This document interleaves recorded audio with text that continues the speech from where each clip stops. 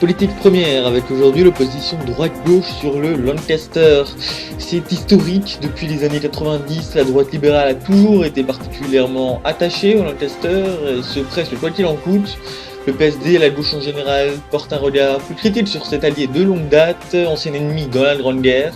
Mais depuis que le scandale de corruption a éclaté, chacun est bousculé dans ses acquis pour la position à adopter face à ce voisin du Nord plutôt instable, qui a d'ailleurs annulé très récemment sa réforme constitutionnelle car trop compliquée, pour reprendre les termes d'un skit de la présidence lancasterienne.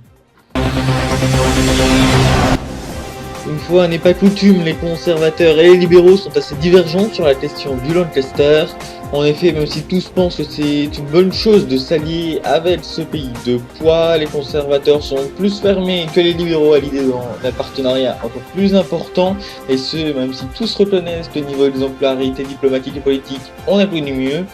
Le PL veut donc le côté économique pour qu'il soit encore plus favorisé, mais que celui politique soit laissé de côté pour éviter tout débordement, même si les financements illégaux des budgets départementaux via des fonds lancasteriens ne font que prouver que Lancaster garde une assez grande emprise économique, mais aussi peut-être politique sur le Polaro.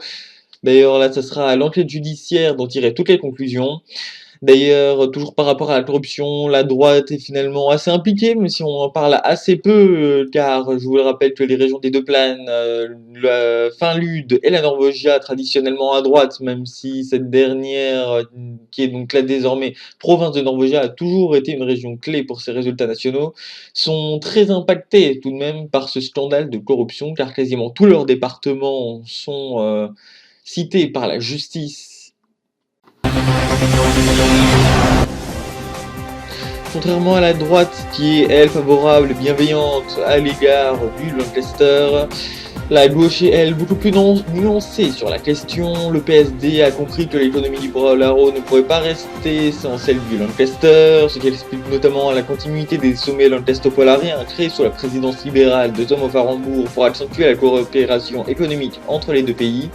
Cependant, hormis l'économie, la gauche se montre sur la réserve vis-à-vis de son voisin du Nord, qui a même été surnommé générateur à polémique par un proche ministre du président Aurélien Cassel,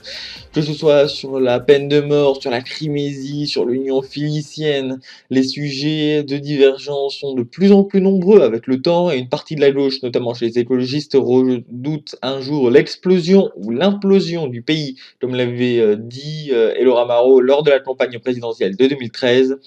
Plus à gauche, l'Union des socialistes se montre, elle, plutôt clémente avec le Lancaster, même si aucune volonté de rapprochement n'a été exprimée ces dernières années. Au contraire, les communistes appellent à la fin de la coopération avec le Lancaster, un pays considéré comme dangereux par le parti le plus à gauche du Polaro. Ainsi, même si historiquement la droite est plus conciliante avec le Lancaster que la gauche, tous les politiques regardent ce qui se passe actuellement et nombre d'entre eux ont déjà exprimé des réserves, alors que l'on découvre un peu plus chaque jour ou presque l'implantation sombre du Lancaster au plus près du Polaro,